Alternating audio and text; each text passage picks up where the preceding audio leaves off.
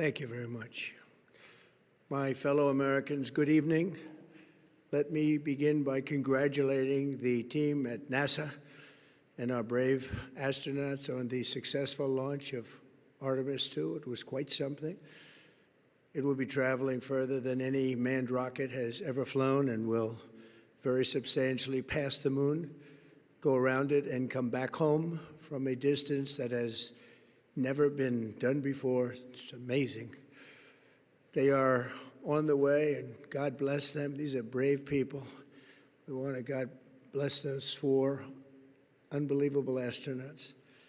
As we speak this evening, it's been just 1 month since the United States military began Operation Epic Fury, targeting the world's #1 state sponsor of terror, Iran.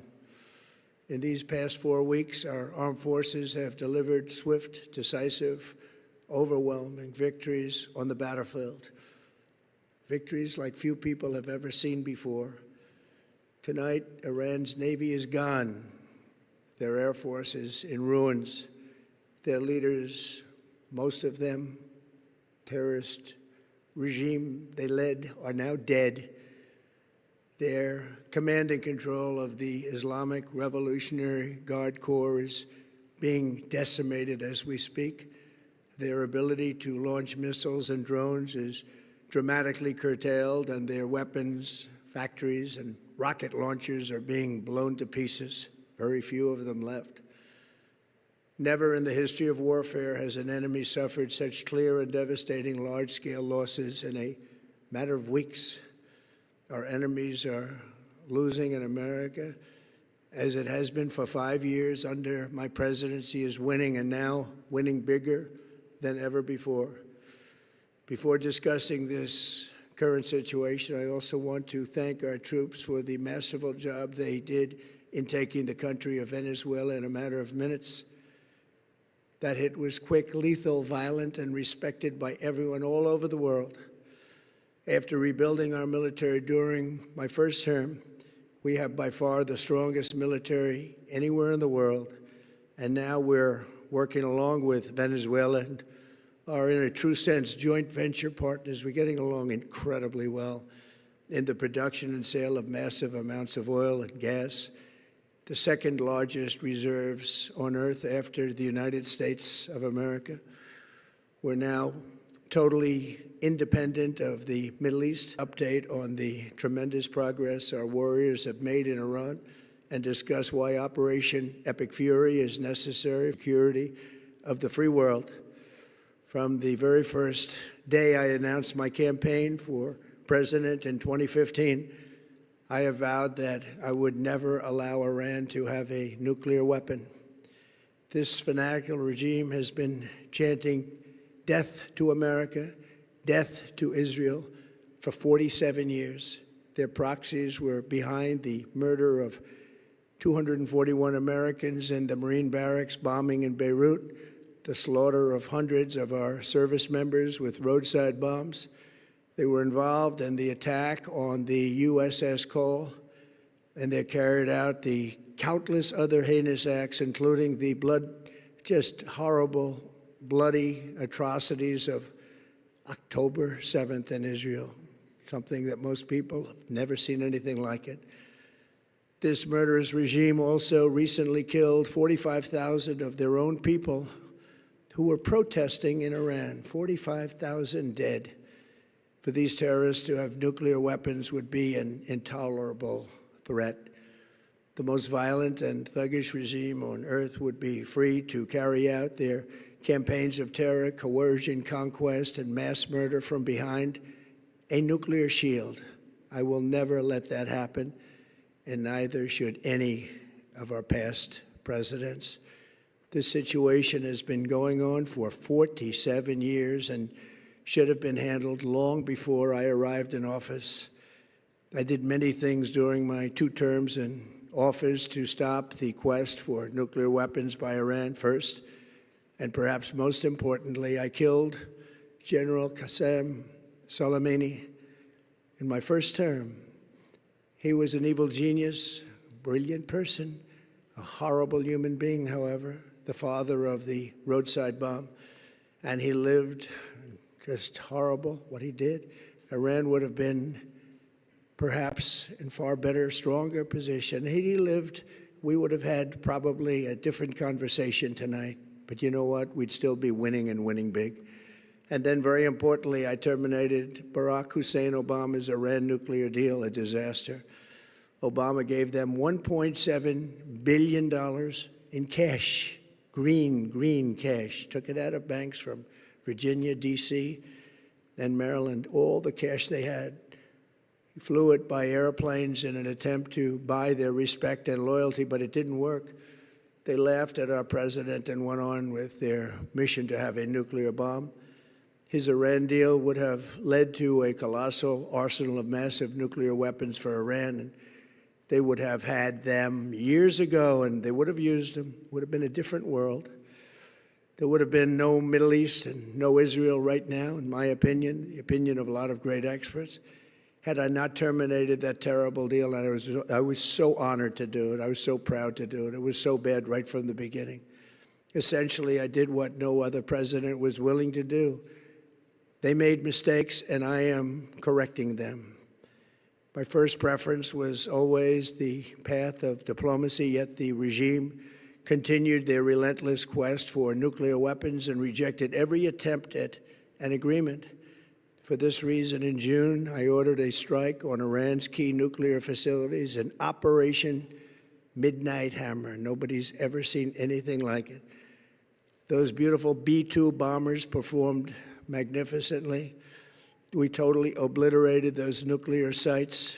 The regime then sought to rebuild their nuclear program at a totally different location, making clear they had no intention of abandoning their pursuit of nuclear weapons.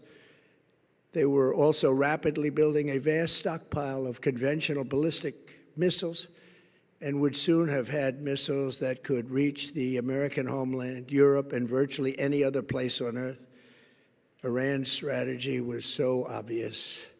They wanted to produce as many missiles as possible, and they did, with the longest range possible. And they had some weapons that nobody believed they had. We just learned that out. We took them out. We took them all out so that no one would really dare stop them. And their race for a nuclear bomb, a nuclear weapon like nobody's ever seen before. They were right at the doorstep. For years, everyone has said that Iran cannot have nuclear weapons, but in the end, those are just words if you're not willing to take action when the time comes. As I stated in my announcement of Operation Epic Fury, our objectives are very simple and clear. We are systematically dismantling the regime's ability to threaten America or project power outside of their borders. That means eliminating Iran's Navy, which is now absolutely destroyed, hurting their Air Force and their missile program at levels never seen before, and annihilating their defense industrial base. We've done all of it. Their Navy is gone. Their Air Force is gone. Their missiles are just about used up or beaten. Taken together, these actions will cripple Iran military, crush their ability to support terrorist proxies, and deny them the ability to build a nuclear bomb. Our armed forces have been extraordinary. There's never been anything like it militarily. Everyone is talking about it, and tonight I'm pleased to say that these core strategic objectives are nearing completion.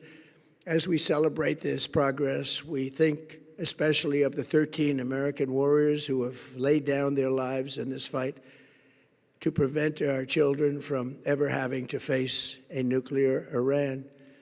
Twice this past month, I have traveled to Dover Air Force Base, and it's been something. I wanted to be with those heroes as they return to American soil, and I was with them and their families, their parents, their wives, their husbands. We salute them, and now we must honor them by completing the mission for which they gave their lives. And every single one of the people, their loved ones said, "Please, sir, please finish the job," every one of them. And we are going to finish the job, and we're going to finish it very fast. We're getting very close. I want to thank our allies in the Middle East, Israel, Saudi Arabia, Qatar, the UAE, Kuwait, and Bahrain. They've been great, and we will not let them get hurt or fail in any way, shape, or form. Many Americans have been concerned to see the recent rise in gasoline prices here at home. This short-term increase has been entirely the result of the Iranian regime launching deranged terror attacks against commercial oil tankers in neighboring countries that have nothing to do with the conflict. This is yet more proof that Iran can never be trusted with nuclear weapons. They will use them, and they will use them quickly. It would lead to decades of extortion, economic pain, and instability worse than we can ever imagine. The United States has never been better prepared economically to confront this threat. You all know that. We built the strongest economy in history. We're going through it right now, the strongest in history. In 1 year, we've taken a dead and crippled country. I hate to say that, but we were a dead and crippled country after the last administration and made it the hottest country anywhere in the world by far, with no inflation, record-setting investments coming into the United States, over $18 trillion, and the highest stock market ever, with 53 all-time record highs in just 1 year. It all positioned us to get rid of a cancer that has long simmered. It's known as the nuclear Iran, and they didn't know what was coming. They've never imagined it. Remember, because of our Drill Baby Drill program, America has plenty of gas. We have so much gas. Under my leadership, we are #1 producer of oil and gas on the planet, without even discussing the millions of barrels that we're getting from Venezuela. Because of the Trump administration's policies, we produce more oil and gas than Saudi Arabia and Russia combined. Think of that, Saudi Arabia and Russia combined. And that number will soon be substantially higher than that. There's no country like us anywhere in the world, and we're in great shape for the future. The United States imports almost no oil through the Hormuz Strait and won't be taking any in the future. We don't need it. We haven't needed it, and we don't need it. We've beaten and completely decimated Iran. They are decimated, both militarily and economically and in every other way. And the countries of the world that do receive oil through the Hormuz Strait must take care of that passage. They must cherish it. They must grab it and cherish it. They can do it easily. We will be helpful, but they should take the lead in protecting the oil that they so desperately depend on. So to those countries that can't get fuel, many of which refuse to get involved in the decapitation of Iran, we had to do it ourselves. I have a suggestion. #1, buy oil from the United States of America. We have plenty. We have so much. And #2, build up some delayed courage. Should have done it before. Should have done it with us, as we asked. Go to the Strait and just take it, protect it, use it for yourselves. Iran has been essentially decimated. The hard part is done, so it should be easy. And in any event, when this conflict is over, the Strait will open up naturally. It'll just open up naturally. They're going to want to be able to sell oil because that's all they have to try and rebuild. It will resume the flowing, and the gas prices will rapidly come back down. Stock prices will rapidly go back up. They haven't come down very much, frankly. They came down a little bit, but they've had some very good days over the last couple of days. We've done actually much better than I thought, but we had to take that little journey to Iran to get rid of this horrible threat. With our historic tax cuts, where people are just now talking about receiving larger refunds than they ever thought possible, they are getting so much more money than they thought. That's from the great, big, beautiful bill. Our economy is strong and improving by the day, and it will soon be roaring back like never before. It will top the levels that it was a month ago. I've made clear from the beginning of Operation Epic Fury that we will continue until our objectives are fully achieved. Thanks to the progress we've made, I can say tonight that we are on track to complete all of America's military objectives shortly, very shortly. We're going to hit them extremely hard over the next 2 to 3 weeks. We're going to bring them back to the Stone Ages where they belong. In the meantime, discussions are ongoing. Regime change was not our goal. We never said regime change, but regime change has occurred because of all of their original leaders' death. They're all dead. The new group is less radical and much more reasonable. Yet if during this period of time no deal is made, we have our eyes on key targets. If there is no deal, we are going to hit each and every one of their electric generating plants very hard and probably simultaneously. We have not hit their oil, even though that's the easiest target of all, because it would not give them even a small chance of survival or rebuilding. But we could hit it, and it would be gone, and there's not a thing they could do about it. They have no anti-aircraft equipment. Their radar is 100% annihilated. We are unstoppable as a military force. The nuclear sites that we obliterated with the B-2 bombers have been hit so hard that it would take months to get near the nuclear dust, and we have it under intense satellite surveillance and control. If we see them make a move, even a move for it, we'll hit them with missiles very hard again. We have all the cards, they have none. It's very important that we keep this conflict in perspective. American involvement in World War I lasted 1 year, 7 months, and 5 days. World War II lasted for 3 years, 8 months, and 25 days. The Korean War lasted for 3 years, 1 month, and 2 days. The Vietnam War lasted for 19 years, 5 months, and 29 days. Iraq went on for 8 years, 8 months, and 28 days. We are in this military operation, so powerful, so brilliant, against one of the most powerful countries for 32 days. And the country has been eviscerated and essentially is really no longer a threat. They were the bully of the Middle East, but they're the bully no longer. This is a true investment in your children and your grandchildren's future.